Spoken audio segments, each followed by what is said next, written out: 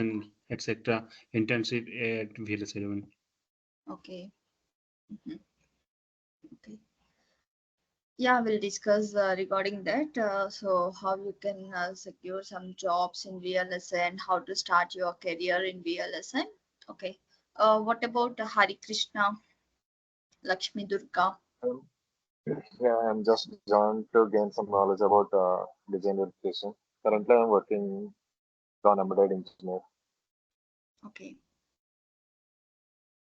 Okay. Yeah. Let me start the session. I think everyone joined, right? So coming to myself, my name is Prashanti Chanda. So I'm the trainer and the mentor, the project mentor in Semi Design, and also I'm the co-founder and managing director in Semi Design. So I have a good experience in SOC level and IP level projects in VLSI. So I have worked with the different client companies with ASICs and technologies and in semi technologies under client AMD. So I have gained experience in SOC and IP level projects and in computer organization and computer verification from Marvel Semiconductors. So from past 4 years, I'm working with a semi design as a mentor. So I have huge experience in training the students and in the placements and also in projects, internships. I also organize some of the workshops in VLSA regarding RTL design and verification. That is what myself. So today our main topic is just introduction to the job-oriented program. So today is the first session. As you already know, we have started the job-oriented program, right? 6 months job-oriented program plus internship. So today we are going to discuss the schedule and what is a VLSI and some of the important things we need to know in VLSI. Okay. So whatever the doubts you have, okay, you can ask your doubts in the session itself. Okay. Whatever in middle of the discussion, if you face any doubt or if you don't understand anything, if you want to ask regarding your career development or any whatever, okay, regarding VLSI, so you can ask your questions. Mostly these sessions are interactive, okay, because of live sessions, right? Mostly sessions are very interactive. Whatever the doubts you have, you can ask doubts and clarify. Okay, is it clear my voice? Is there any background disturbance from my side? No, ma'am. Sounds clear. Okay, because lot of disturbance is getting because of some festival. Yeah. Okay. Okay, ma'am. Uh, yeah.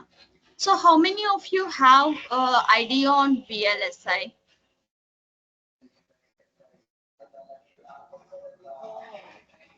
Can you give me 2 minutes? I want to change my place.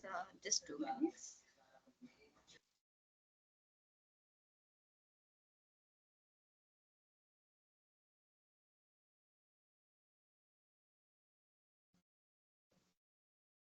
Hello. Yeah. I think yeah, am I audible now, right? Yes, ma'am. Okay. So whatever the doubts you have, you can discuss your doubts here. Okay. So today we are going to start with the VLSI design flow. Okay.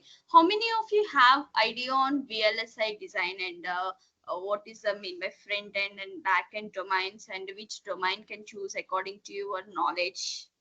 So do you have idea on that? Yes, ma'am. I know the VLSI front-end design, VLSI back-end design. VLSI front-end design like analog design, uh, RTL design verification, and like back-end design, uh, physical designing, analog layout designing, etc. Okay. Any other STA answer? designing. Mm-hmm. Okay. So basically in VLSI we have front end domain and the back end domain. In front end we have subdomains, and in back end there are subdomains. Mostly front end means RTL design and the verification. Okay, back end is the manufacturing process. In hardware manufacturing process we will follow several steps. Okay, so first of all, whenever we need to manufacture some IC, we need to follow this flow. Okay, this VLSI design flow is very important. Okay, first of all, what we need to consider at project level, if you are going to the industry or if you are working on some project, so how the approach for any engineer, whether it is a front end or back end, how the approach. Okay, we need to know that thing. Okay, whatever you are choosing your domain, you can choose your domain based on your interest. Okay, don't go with someone is telling it is a good design verification is good or PD is good. Okay, there are more job opportunities, or career wise it will be good, or you can, don't go like that. Whatever your area of interest is there, you can choose that thing. Okay, once you are pick your area of interest, even if there are no good openings or something, anything you can crack if you're choose with based on your interest means. Okay, so basically design verification in the sense, first we need to consider some specification. Any project, for any project there will be a specification, right? Suppose if you take a SOC level project or IP level or any simple project, any architecture type. Okay, there will be a specification in the sense feature wise, what are the signals and how the functionality. So that is the specification. Once we got the specification, architectural design, next one is a RTL, architectural design. That means from the specification we will draw some architecture. Okay, so suppose we'll see a example like a multiplexer is there. So you already know what is mean by a multiplexer. How can we draw a multiplexer? Suppose 3 to 8 by 1 multiplexer is there. For 8 by 1 multiplexer, first you need to consider what are the inputs, what are the outputs, and how many selection lines are there. You need to consider. Based on that, you need to write the functionality. How we will write the functionality? Based on the truth table. Okay, so from the truth table we will write the expressions. From the expression we'll generate some circuit netlist. That is nothing but architecture of the multiplexer, right? In the same way here, first after the system specification, next step is the architectural design. Based on the functionality we can draw the design. Okay, and then functional design and logic design, same sub parts in the digital design, whatever we use truth table expressions and all. And circuit design, circuit design, here we write the Verilog programming. Okay, suppose a lot of digital electronic circuits are there. Whatever we are using in our processor, in our VLSI processor, all are based on the digital electronics only, right? So if there is a architecture, uh, here is the chip architecture. Whatever we are using in our mobile phones or in the laptops, everything got processors, right? Within the processors, what will be there? There will be some memories, and there will be some graphic processor or CPU, and there will be some ports, and there will be a bus and some control signals, control data. And arithmetic and logical unit, there will be registers to store the data, and there will be some counters, memories, everything. All, if we combine all blocks, all digital blocks into a circuit, it is nothing but a architecture, right? So everyone need to learn digital electronics perfectly. From the digital electronics we are going to design a architecture. This architecture we need to convert into the circuit design by using the some hardware description languages. Okay, so if you see the step here, circuit design is there. Okay, how we are going to design a circuit, not manually. We cannot design a circuit manually because it have lot of blocks, several blocks involved in it, right? So if we generate manually, it is a very complex thing. We don't know, it takes lot of time. Okay, so for easy purpose, there are hardware description languages like Verilog and VHDL. Okay, by using the hardware description language, we are going to generate the digital circuits. Okay, so that is the use of Verilog HDL and RTL design. After writing the Verilog program, we can generate some RTL design. Okay, that is nothing but circuit design. Once a circuit is designed, once we get the digital circuit, we need to do the verification. Okay, without doing the verification, we cannot send that circuit to the manufacturing process. Why? Because we don't know whether the circuit is working correctly or not. Maybe we get the we may find the errors in terms of functionality, or some like mismatch in the connections, one gate to another gate, one block to another block. There will be connection mistakes. So these kind of errors we can see, right? So verification is very important. That too, why we are using SystemVerilog and UVM for verification means, even by using the Verilog HDL also we can do the verification. But one single block means okay, we can do verification easily.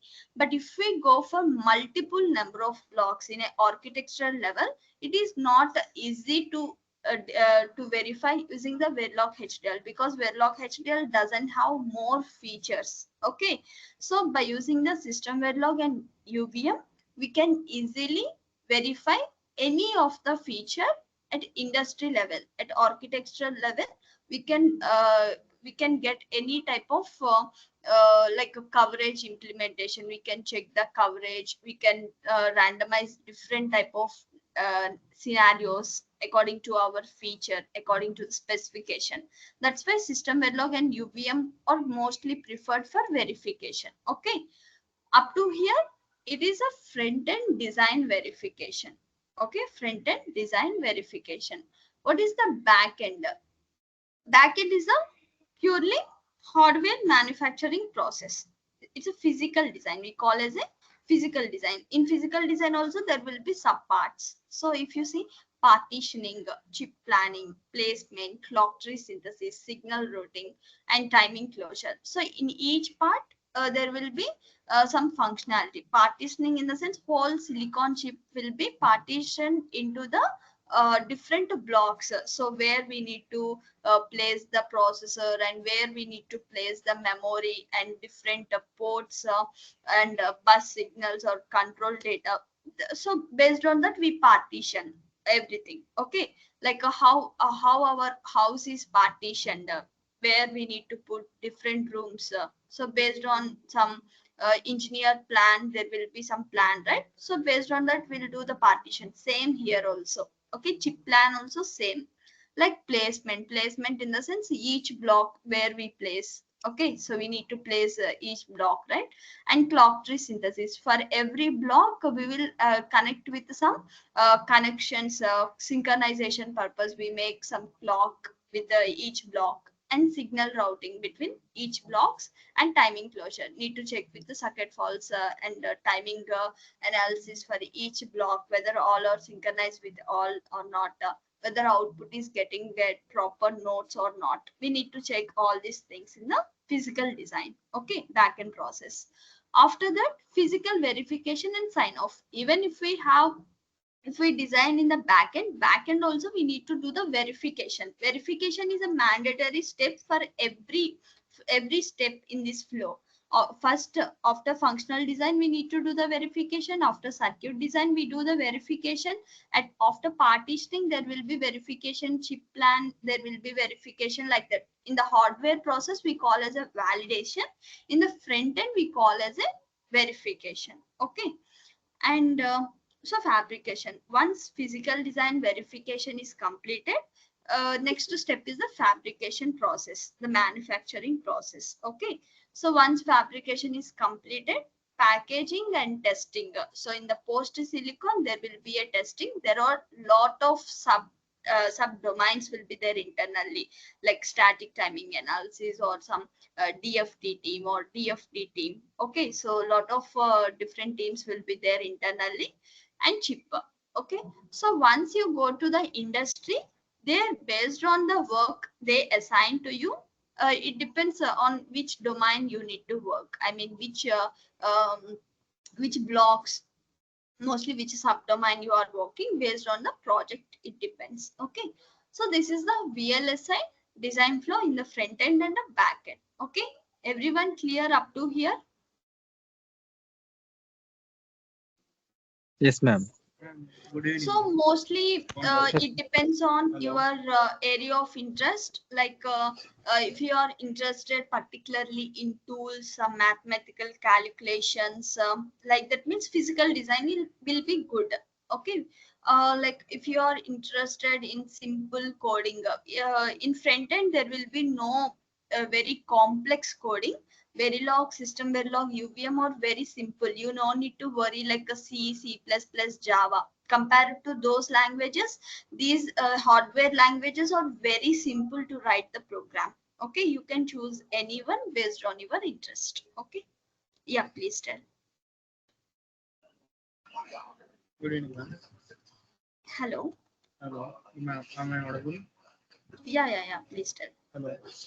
Ma'am, you have discussed about the design, circuit design, no, ma'am. Uh, digital circuit design. Where the analog circuit design will come in the design flow, ma'am? This is totally a digital process. Okay, analog is different and digital is different. Here we are mostly focusing on digital part. Analog part also will be there. All are mixed. In VLSI chips, there will be mixed signal processing, digital signal processing, and like a DSP, right? Digital. Yes, ma'am. Fuse, please mute. Okay, so analog is a subdomain. Both are not mixed here. Okay, in everywhere there will be analog design also. In each block, analog design also involved, because whatever we use in our motherboards, it is not totally digital blocks. Analog blocks also involved, but both are separate. Those engineers will take care of analog side, and digital design engineers take care of these digital blocks. At final stage, all will be combined. Okay. Hello. Am I audible? Yes, you are. Thanks. Uh, Please suggest if the circuit design comes in front end or back end. Circuit design, here circuit design is front end only, not back end. Okay, thank you. RTL design is here, circuit design means RTL design. Register transfer level, RTL design. Okay. So mostly RTL design means by using the hardware description language, we generate the circuit netlist. That's why here it is written as circuit design. Okay. And coming to the VLSI chips, whatever we are writing the program and doing some verification in physical design, everything, whatever we generated the circuit netlist here, we need to dump into the hardware silicon, right? So what type of hardware those? Okay, so in VLSI we have two types of different chips like hardware. Okay, so one is a ASIC chip and another one is a FPGA chip. Maybe you already worked on some IoT projects like microcontrollers or Arduino boards, some Raspberry Pi boards. So where software can be dumped into the hardware, so that particular board will be working according to its functionality, right? Like that, here also we can dump RTL design into some chips. So in VLSI, we have two chips, ASIC, application specific integrated circuit, field programmable gate array, FPGA. Okay, did anyone have idea on these two circuits, these two chips?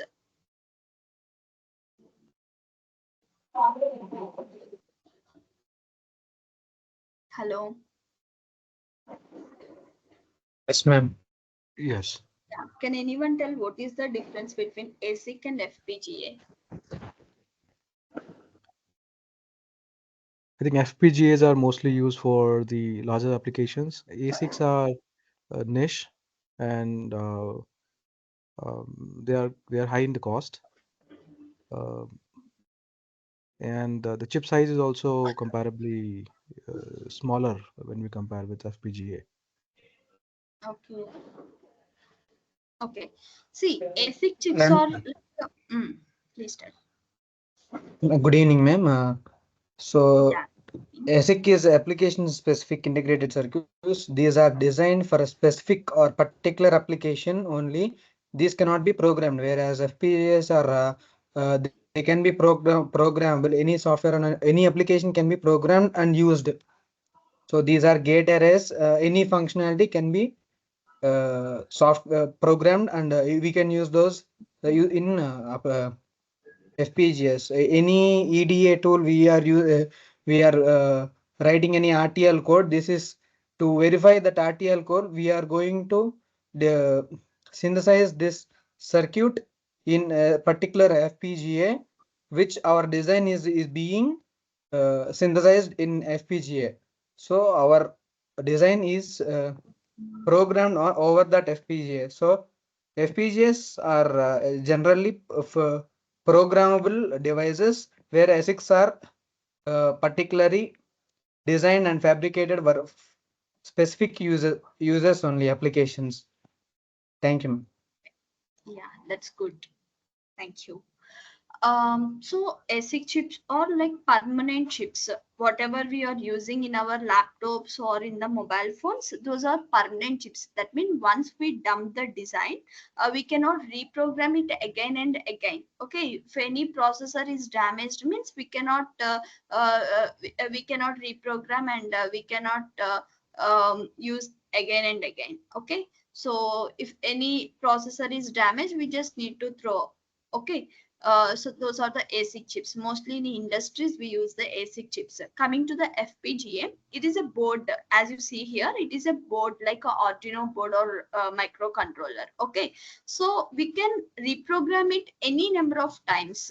Okay, whenever we program some circuit, some design into this circuit, suppose traffic light controller or some LCD display or some digital clock. According to the program, these FPGA boards will work. Okay. So mostly in the projects, in VLSI projects, we use the FPGA boards, and that too in the industries. Whenever some processors are developing, okay, so they won't dump the program directly into the silicon, because silicon is a cost, right? So if any damage or happen, like any debugging signals are there, or any errors are there, entire chips are wasted, right? So for that purpose, first they will check in the FPGA. Once everything is clear in the FPGA, at the verification side in the pre-silicon or post-silicon, if everything is fine, then only actual design will be dumped into the silicon chips. Okay, so that is the main difference between ASIC and FPGA in VLSI. Okay. So next, coming to the system on chip architecture. So any answers from anyone? What is mean by system on chip architecture? Lakshmi Prasanna, Lakshmi Durga.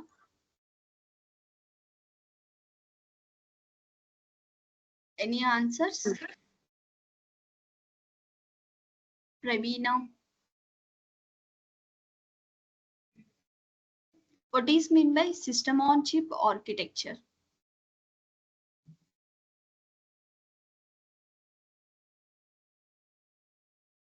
Okay, no problem. As you are freshers, just these basic things are very important to know. Okay, whatever you are learning, if you know what is a VLSI, what are the different chips, how CMOS involves, how transistors are involved, and just not only main concepts. Okay, you need to learn side concepts also, side topics, in the sense like static timing analysis related or CMOS design related, some computer architecture. Okay, so these side subjects also important, not only straightforward like digital electronics, Verilog, the system Verilog, not only this. Okay, so system on chip architecture in the sense whatever we are using in our mobile phone or any motherboard, we use this type of architecture. Okay, so what will be there in the architecture? If you see first block here, CPU subsystem. Okay, so in the CPU subsystem there will be n number of core. So what is mean by a core? If there are more number of cores, what is the advantage?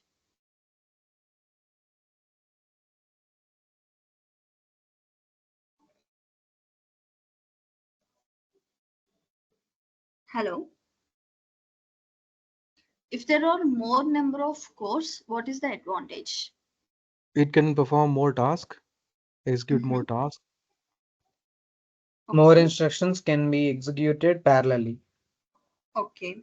So processor is nothing but executing the instructions, right? So whatever we need to do some work, the processor get the instruction accordingly. Like however our brain is working in the human system, so we will give the instruction, like a brain will give the instruction to do something, to talk something, to write something, like that. In the computer or in the mobile phone, if you are working something, the processor will give the instructions to remaining subsystems or remaining circuits. Okay, so in that we have the core in the sense it will do the multitasking. So one core one task, suppose. Okay, if there are 10 number of cores means 10 number of tasks can be done parallelly. Number of threads are nothing but number of tasks. One thread is nothing but two tasks, we can tell. So when there are more number of cores, more number of tasks can be done at a time, so speed is improved, so clock frequency also improved. Okay, so that is what CPU subsystem. And GPU subsystem, it's related to the graphic processors. Okay, graphic in the sense while you are playing some video gaming or you are working with some like camera, some studio. Okay, we need to process a high level picture quality, right? For high level pixels, more number of pixels, so that time do not lose the pixel quality, we use some graphic processors. Okay, so we get some HD clarity and some 3D work. So for that purpose, graphic processors are important. So nowadays, everything graphic processors are inbuilt in our motherboard itself. But olden days, if you see in 2015 times, 2015 or 2010, like at that time, there will be separate graphic processor. If it is required for any purpose, then only we can install the graphic processor, otherwise not required. But nowadays all our integrated graphic cards are getting in each laptop or in mobile phones. Okay, like the digital signal processing subsystem and application IP subsystem. And there are different type of blocks, like a memory related in our architecture. In the motherboard, if you observe, there will be RAM slots, ROM slots, and there will be different memories and some north bridge IO, south bridge IO, and different ports will be there, side ports, USB port, or what is that, microphone ports, or CD, DVD also will be there in olden days motherboards. Okay, so all these are interconnected in a single subsystem. Nowadays, Wi-Fi modules, GSM modules, and some CRA crypto modules, PCIe related ports. So the various blocks involved in the architecture, right? So this is what we call as a system on chip architecture. Okay, if you go to the industries, you will get some work to work on some industry projects like Intel company or AMD company, Samsung, any of the product based company or service based company. They will give you some SOC. You are going to work on some SOC, not entire SOC. You won't work on entire SOC. Suppose this SOC is 100%. Okay, in that 100%, you will work only 1%, 1% part of SOC, not even 1% also. Okay, so that is what we are going to work in the industry. That is what the complex of SOC. Okay, so every block is involved in it. but this is a very basic SOC. But if you go to industry, actual SOCs are very complicated. Internally, there will be lot of sub blocks. Okay, this is just common SOC where we use in every processor. Okay, so all blocks combinedly we call as a system on chip architecture. In system on chip architecture, there will be individual subsystems. If you see CPU related subsystem, graphic related subsystem, memory related subsystem, and here some protocol related subsystems like that. Okay, but in each subsystem there are small blocks. A7 here, blue color, small blocks here also, and here also in subsystem there are small blocks. IP, we call it as a IP level verification, SOC level verification will be there for verification engineers. Okay, both are maximum same. IP level verification means we'll do specific functionality like this single IP. Suppose a router is there. Router is a single IP. DMA controller project or memory is the memory. In the memory, one simple memory like a DDR memory or some RAM memory or some file. Okay, so single block is nothing but IP. Cluster of IPs we call as a subsystem. Cluster of subsystems are nothing but system on chip architecture. Okay, so this is what actual architecture in the VLSI. Is it clear, everyone? Yes, ma'am. Yes. Okay, so in our course, if you see in SOC level, in our course, we are going to learn majorly this part, memories, how to design the memory, verification of memories, and all these protocols, UART, I2C, APBA, HBA, AXI protocols. This orange color, all orange colors are AXI. Okay, AXI is a very useful, like every company needed AXI. Okay, so it has huge demand for freshers. AXI is very important. In every job description, they will mention the AMBA protocol. So these orange color interconnects are AXI.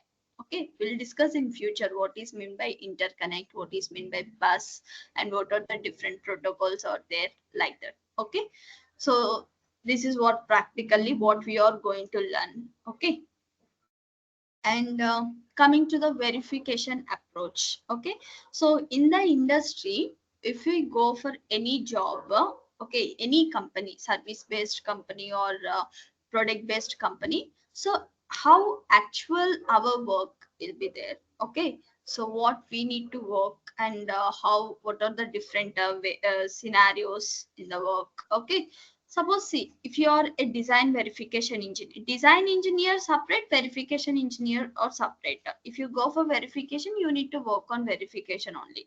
If you are very strong in the RTL design, then you can go as a design engineer. Okay, both are different. No one will do two roles. Okay, no engineer will work on two roles at a time. Okay, so first verification engineer approach.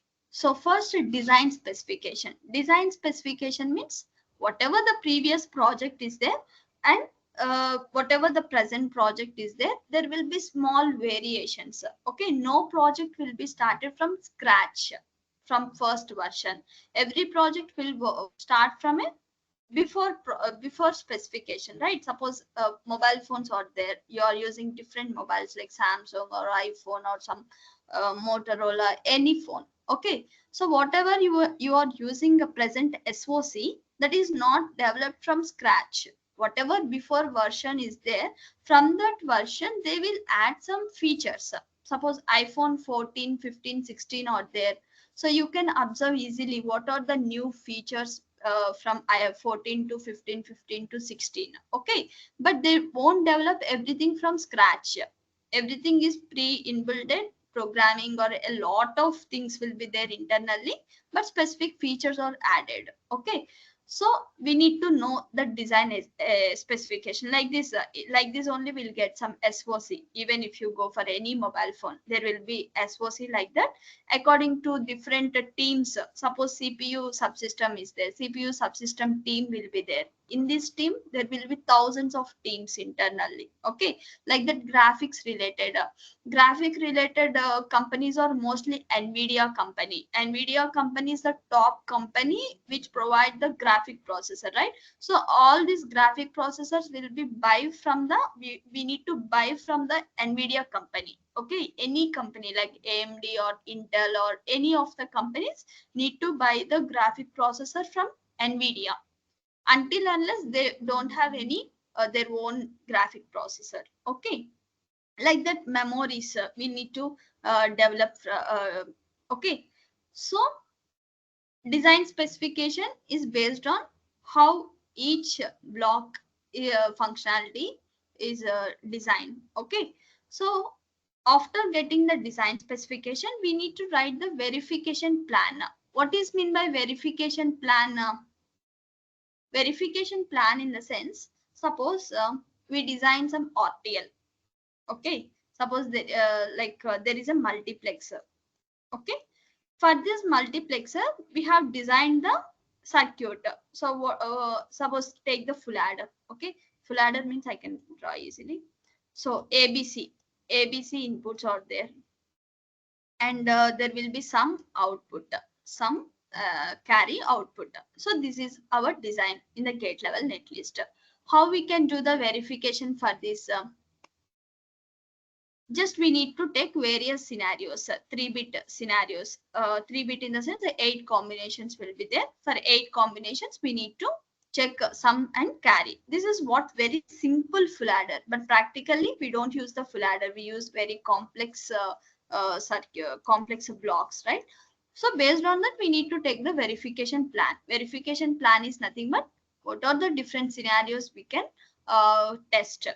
Okay, what are the different signals are there, and what are the functionality, and which scenarios we need to cover for some address or some data. Okay, so that is the verification plan based on number of test cases we need to develop. So both we need to send for the project manager approval. There will be top manager, right? There will be some intern engineers or junior engineers, senior engineers, and top level managers, and that to higher level managers. So we need to send the both specification and verification plan to the project manager. We'll get the approval from the project manager. Once we get the approval, we need to start with the design engineer. Okay, so the design engineer will design RTL netlist, total RTL netlist. There will be thousands of engineers involved.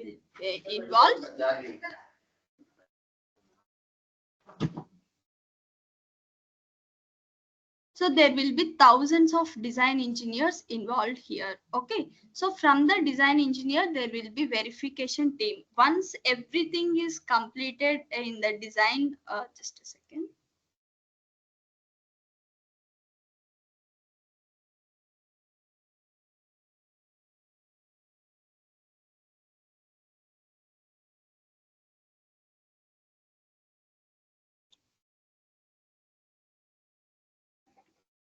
So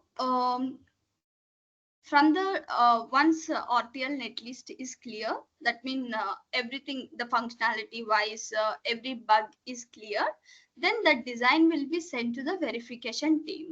Okay, verification team will get some specification. Based on the specification, they will develop some test plan in the sense verification plan. In the verification plan, there will be n number of test cases, how many number of test cases, and each test case which functionality need to finish, which scenario need to cover, which functionality need to cover, and how many test cases we can create for one functionality, and what are the test cases, test IDs, coverage report. Everything we need to generate in the verification plan. That will be sent to the verification team.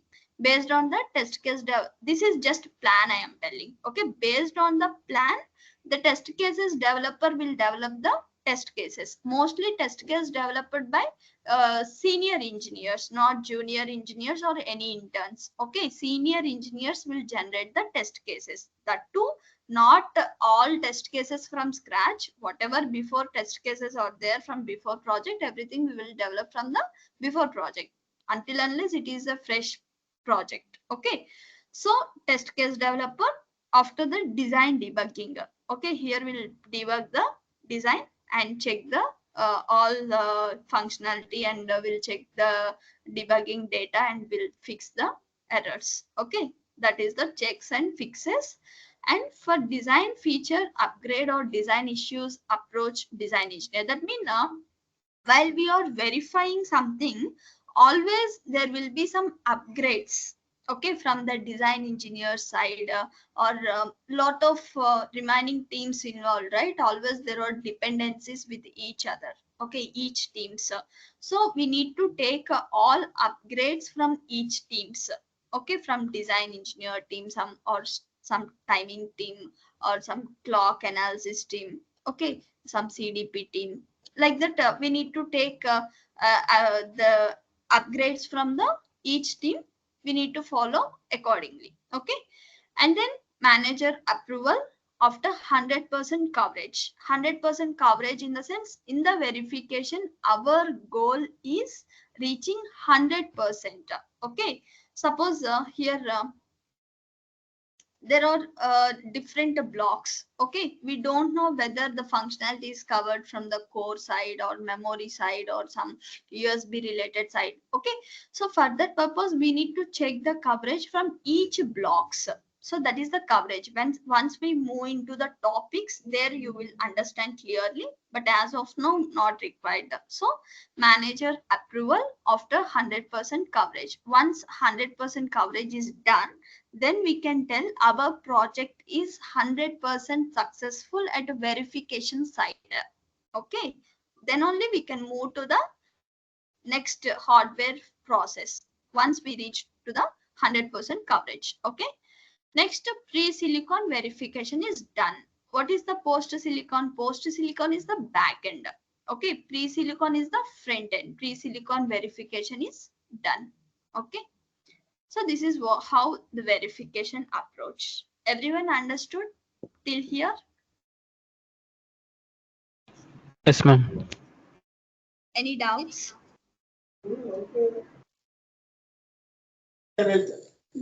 No, ma'am. Okay. No doubts, huh? Okay.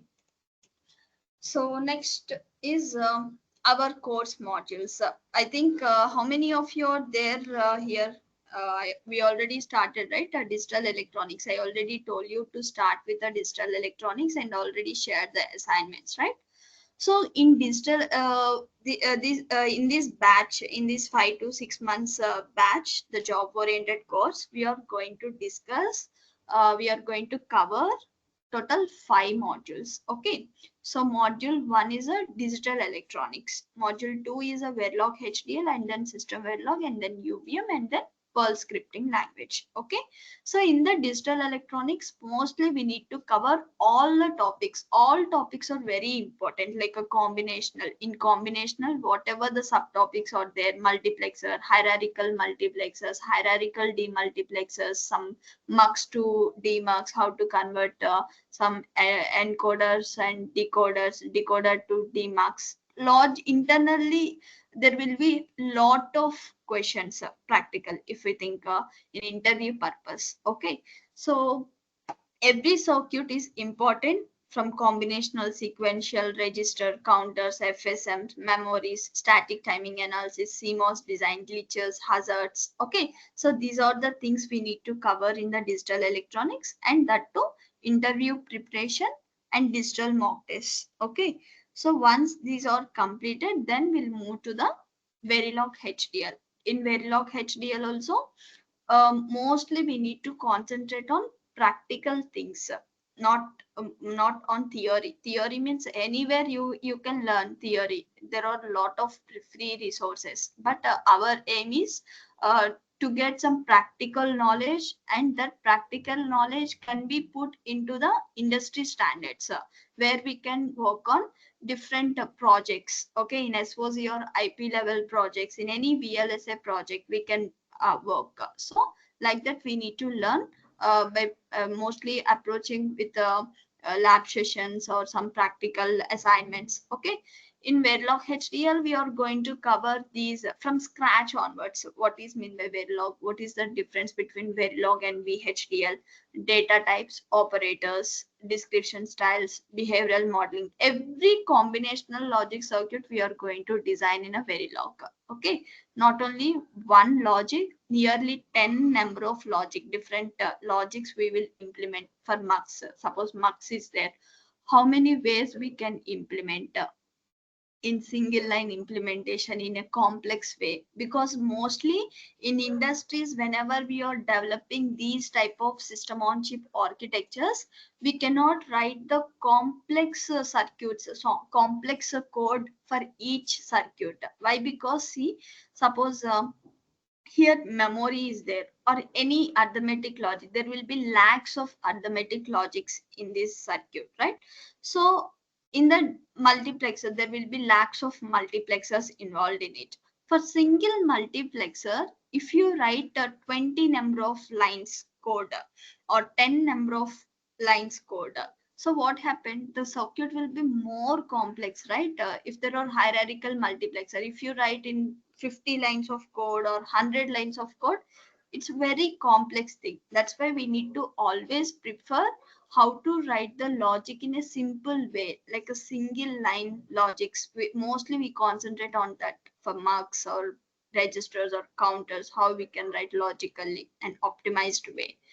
So we are going to design behavioral, data flow, gate level, switch level, and also more logics of sequential registers, counters, FSMs. Okay, and making procedural assignment statements continuous. These are different concepts involved in the Verilog. Okay, and blocking and non-blocking assignment, most important topic in a VLSI. I mean in Verilog HDL, and also in interviews. Every interview for freshers, you will get this question like blocking and non-blocking assignments, and how to do the synthesis simulations tools will be there. So how we can work on tools for synthesis and simulation, and how we can model the combinational flip-flops, registers, counters, FSMs, and the task and functions, how we can avoid the mismatches between the circuit, the good practices. Everyone must know the good practices according to the industry standards. Then only you can become the good engineer. If you go for theory, just basic knowledge, that never work. Okay, so like verification constructs and coding styles. Okay, and generating the test stimulus, how to develop the test bench, and system task and system functions, examples of verification test benches in Verilog. These are what we are going to cover in the Verilog HDL. Okay, and coming to the SystemVerilog. SystemVerilog is a verification. Already Verilog is there. By using the Verilog, we can do the verification, but it doesn't reach up to the mark. Like in Verilog, we don't have much features to verify a complex SOC. Okay, that's why we move to the SystemVerilog.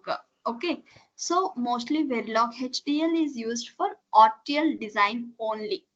Okay, not for verification in industry. SystemVerilog is used for design and verification. Okay, so what are the topics we are going to cover? Means every topic is important. We cannot skip any of the topic. Why? Because by using these topics, we develop finally we develop a test bench architectures, test plans, some test cases we develop by using all these topics. So every topic is important. Okay, so SystemVerilog overview, like a data types. We start everything from scratch onwards, scratch to project level.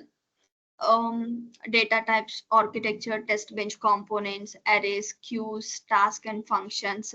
Okay, learning a concept is not, I already told you, learning each concept means you can learn easily. What is the difference between static array, dynamic array, associative array? Means we can easily tell.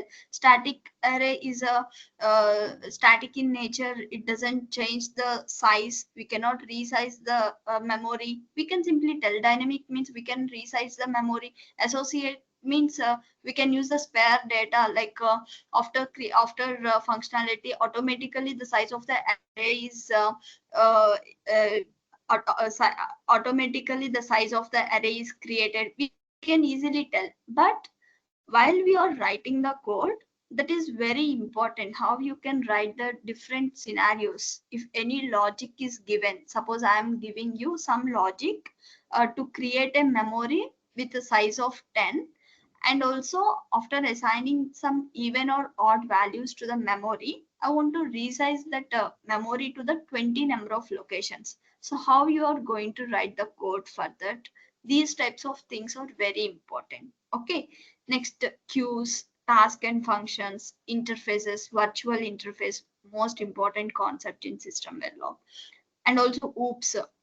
SystemVerilog, we use the object oriented programming. Okay, in Verilog, that is the one major limitation why we can't use the Verilog for SOC design verification. Here there are SOC, right? Why we can't use the verification means because Verilog is a manual, static in nature, whereas a SystemVerilog is a dynamic in nature. Okay, why? Because we are using the OOPS concept. The OOPS concept means everything we can write in a real time. Based on the real time scenarios, we can write everything by creating the objects, by creating the class. We can connect every circuit with each other. That is the major advantage for SystemVerilog. And also these are the subtopics in OOPS and clocking blocks. Randomization is one of the powerful topic in SystemVerilog, because according to our functionality, according to our test feature, we can generate the random data. Whatever required data is there, we can generate that required data. I will show you some example for that. Suppose there is a memory. Okay, you are creating some memory, RAM. What is the memory? Memory in the sense there will be n number of locations. These are the locations.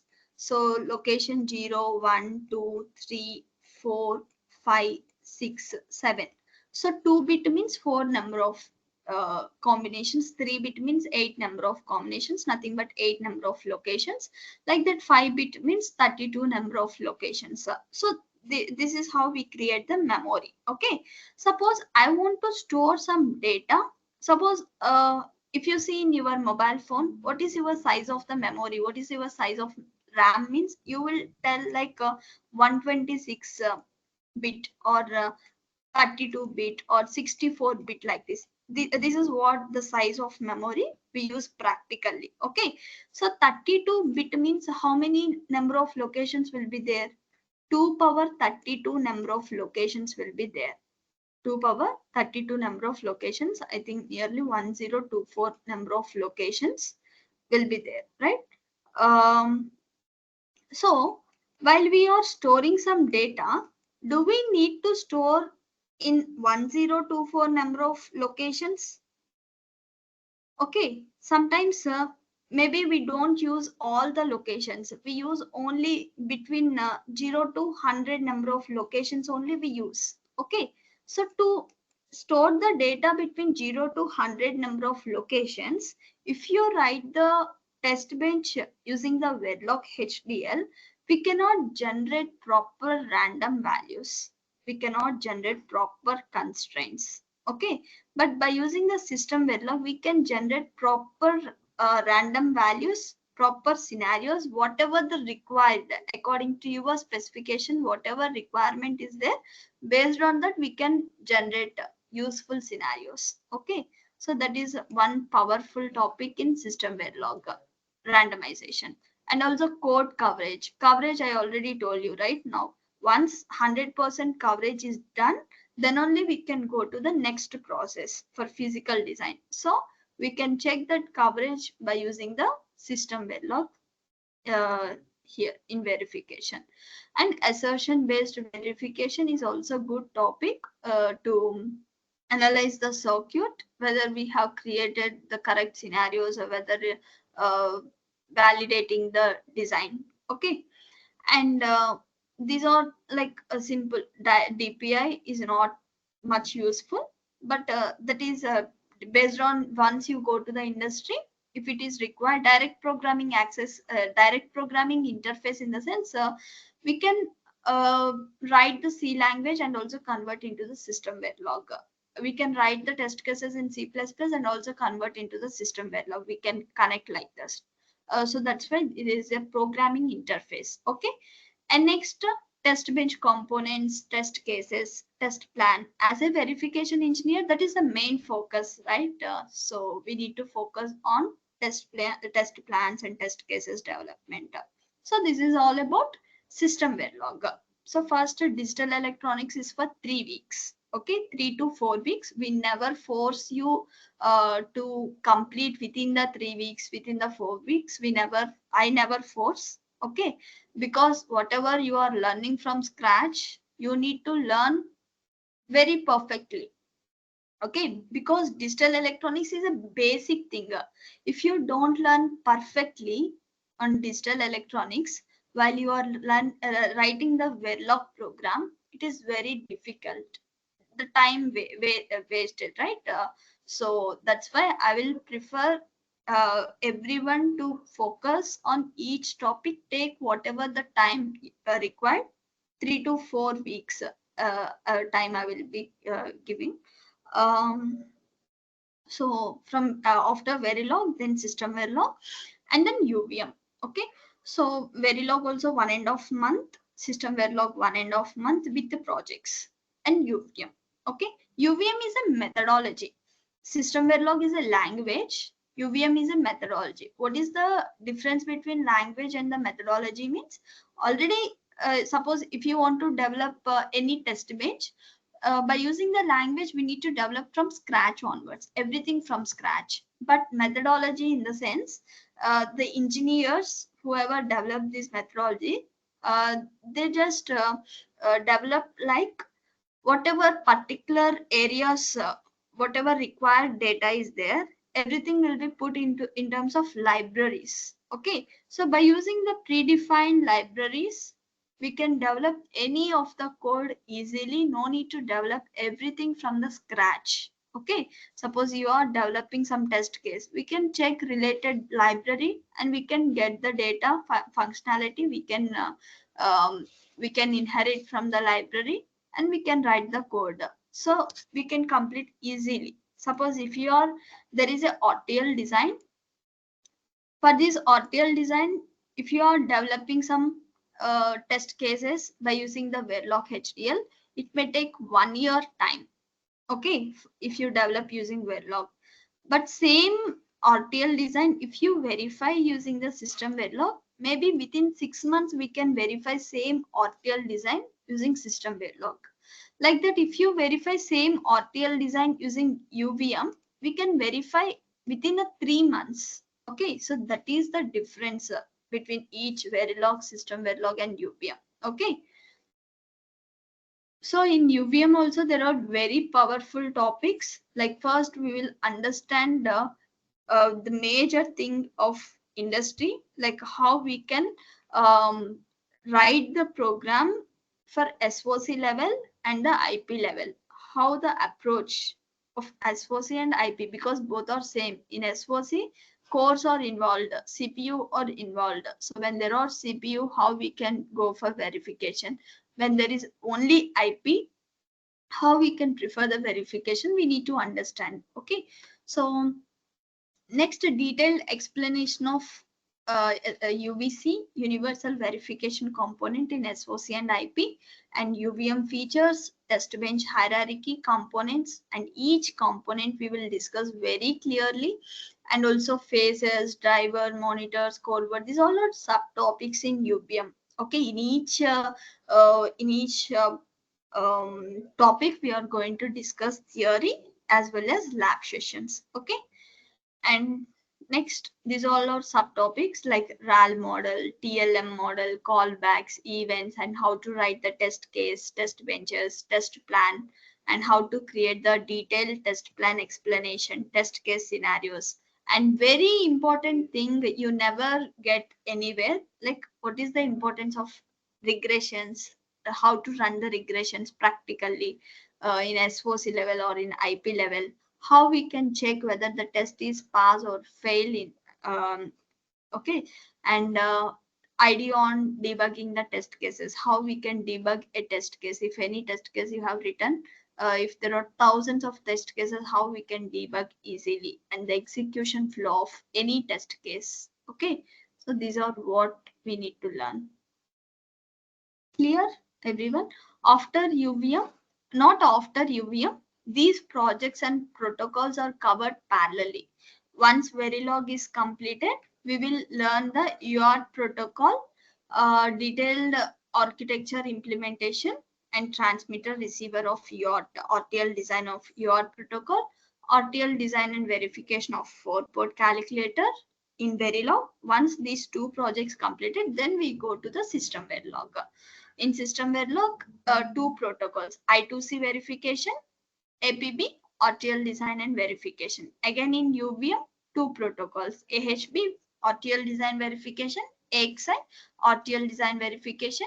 In UVM, major project 1/3, major 1/3 router, and also DMA controller project in SystemVerilog. Not only DMA controller or RISC-V processor project. There are two projects. According to your interest on which project you want to work, you can select. Okay, based on that, we will discuss the interested project, either DMA controller or RISC-V processor project. Okay, so these are what we are going to cover, all 5 protocols and 3 major projects from 5 modules. At last, Perl scripting language, module 5. Perl scripting language will give overall idea, the Perl commands, how to run the commands on coverage analysis, how to extract and upload the coverage report by using the Perl commands. So these are subtopics in the Perl. So this is what we are going to cover in this 6 months. Already we have started digital electronics, right? So how many of you gone through the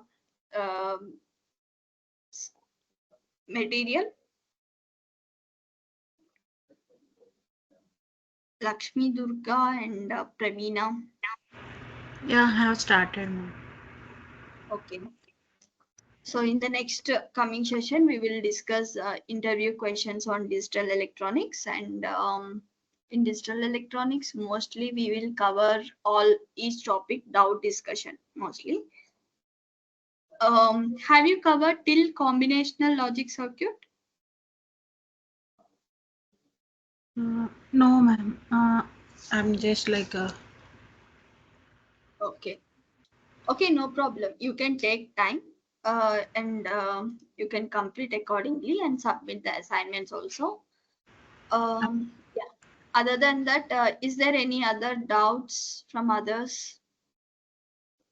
Is there any doubts from anyone? Ma'am, is that internship paid or free, ma'am? We have both. Means you have told that stipend internship with training and. Yeah, stipend internship means there will be interview for you. Okay, there will be 2 to 3 rounds, technical rounds, and if you are qualified in that, we are providing the stipend internship. But for training, ma'am? For training, it's a paid training. How much, ma'am? For training, we are charging 50,000.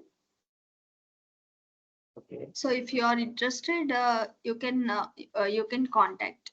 Okay. Okay. Yeah. Any other doubts? Others? I'm sharing the number also here. If anyone interested can contact. And if you have any doubts, please ask here. Yes, ma'am. Yeah, please do. Ma'am, can you please explain DFT, welcome DFT and DV? Okay.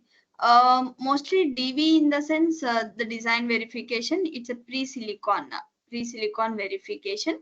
DFT in the sense in the DFT It's also a pre-silicon, but there we check for circuit faults, like faults mostly designed for testability, right?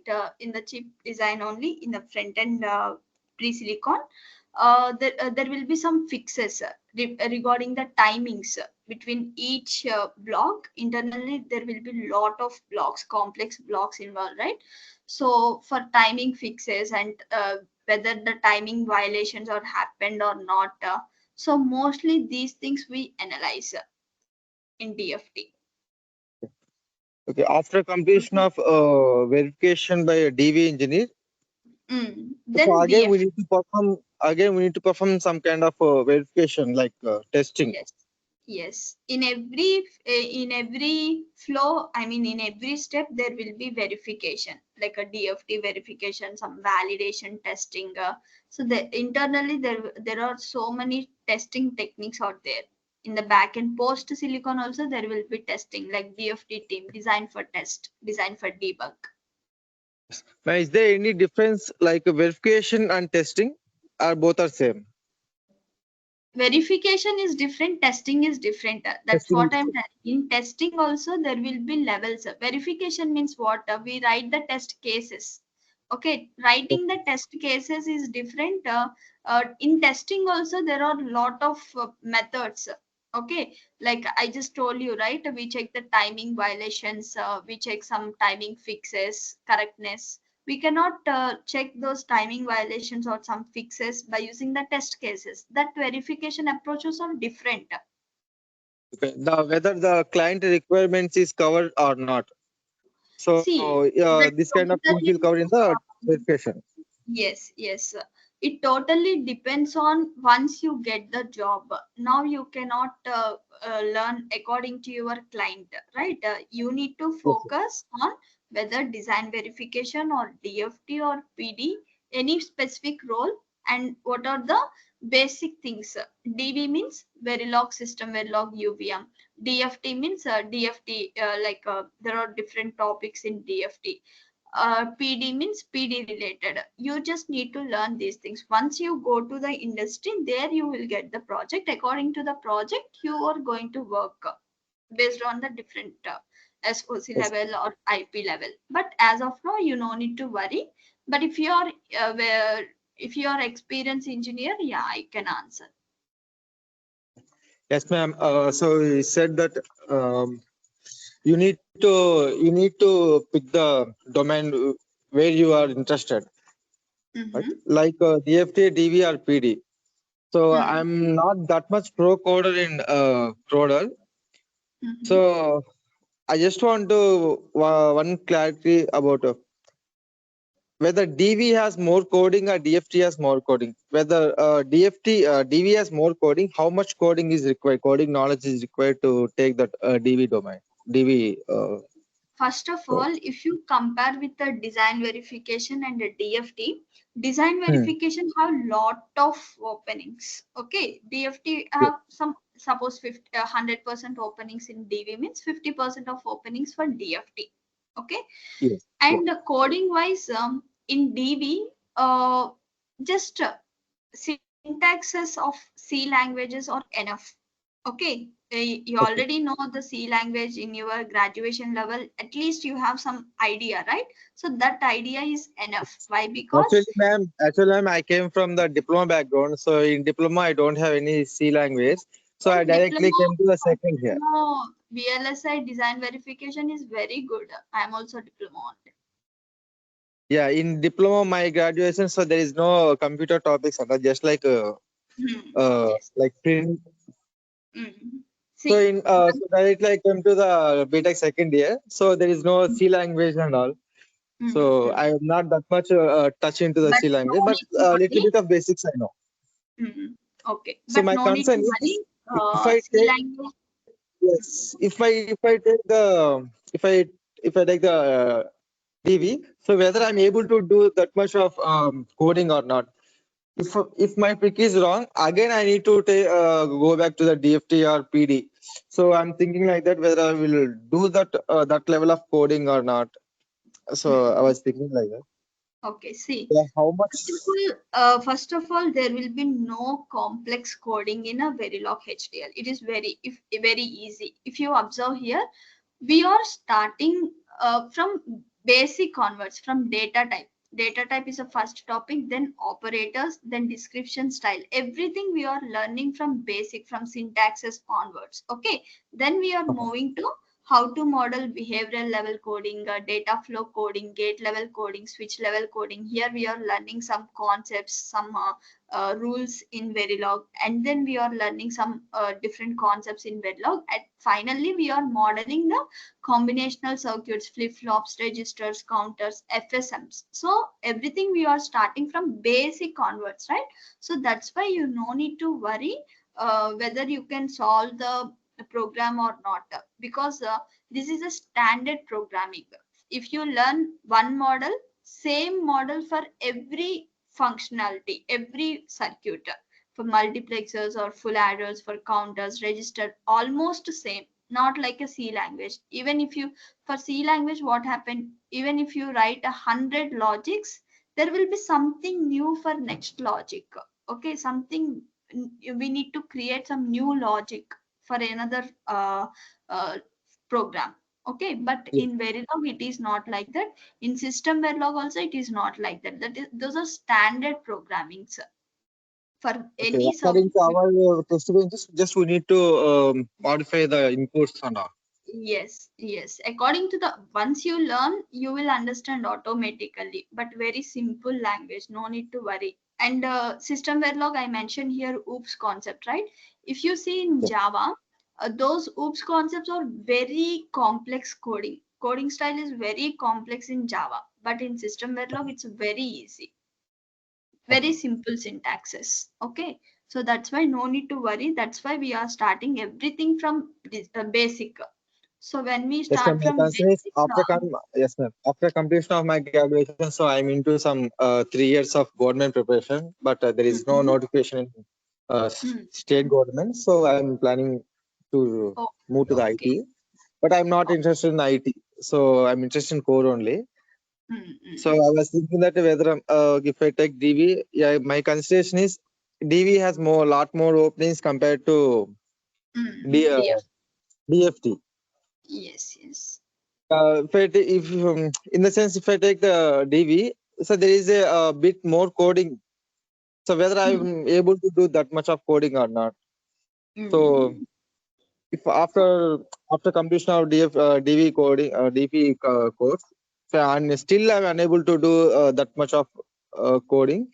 So again I need to take the DFT, right? Just if So you I'm worrying concentrate, about that.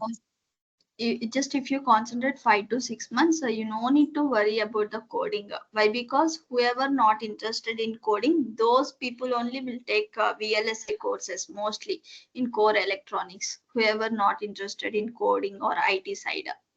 Okay, that's why no need to worry. Just ping me in the WhatsApp once. Okay, if you have any doubts, I can clearly discuss with you. Yeah, sure, ma'am. Okay, and So remaining in terms of package also, is there any big difference? packages for what? DV and DFT. Yeah, there will be lot of difference.